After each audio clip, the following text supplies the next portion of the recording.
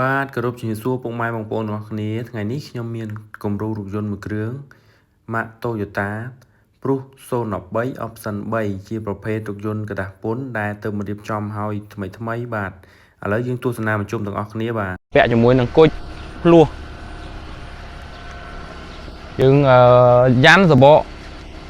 Yokohama Delay 2024 4គ្រាប់បាទឡានថ្មីប្រភេទស៊ីនមកជុំបាទបាញ់តែកាំងមុខកាំងក្រោយឯតែលាក់មកដោយសារវាឆ្កូតតិចតួច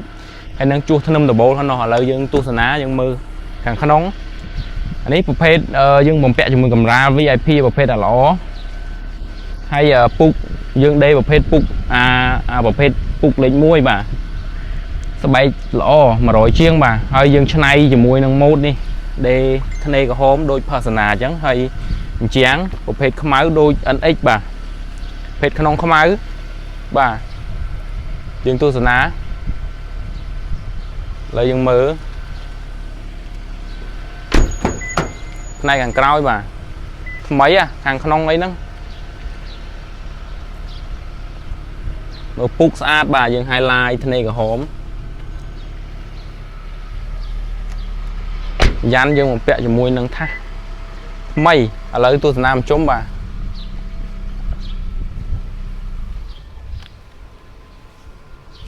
មកកាមេរ៉ាឡាននេះគឺបញ្ជាក់ទឹកថ្នាំគឺបាញ់តែកាំងមុខកាំងក្រោយនិងជួសដបូលធ្នឹមលើនេះបន្តិចទេបាទបន្ទុកអូតូឆេកកប់បាទ78ភេទឡានថ្មីបាទដូចខ្លាញ់គោអញ្ចឹងឡាននេះបងប្អូនចាប់អារម្មណ៍អាចតាក់ទងបានបាទយើងមើល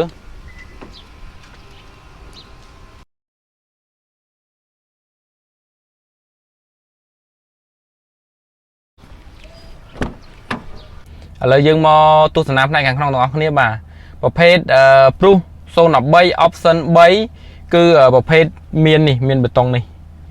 ភាគច្រើនបងប្អូនច្រឡំ Option 3ហើយមានអេក្រង់ radio នេះបាទអាហ្នឹងគឺ Option 3ហើយជាពិសេសមួយទៀតគឺ Smart Key ទ្វារ3បាទប្រភេទ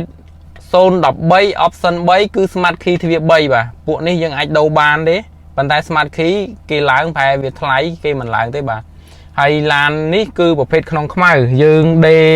អញ្ចាំងខ្មៅ highlight នេះពណ៌ខ្មៅស្អាតណាមើលទៅហើយប្រភេទពុកយើងដេឆ្នៃម៉ូតខ្លួនឯងបាទគឺខ្មៅលាយប្រផេះហើយធ្នេក្រហមបាទយើងមើលទៅថ្មីណាហើយបំពាក់ជាមួយនឹងកម្រាល VIP ខ្មៅធ្នេក្រហម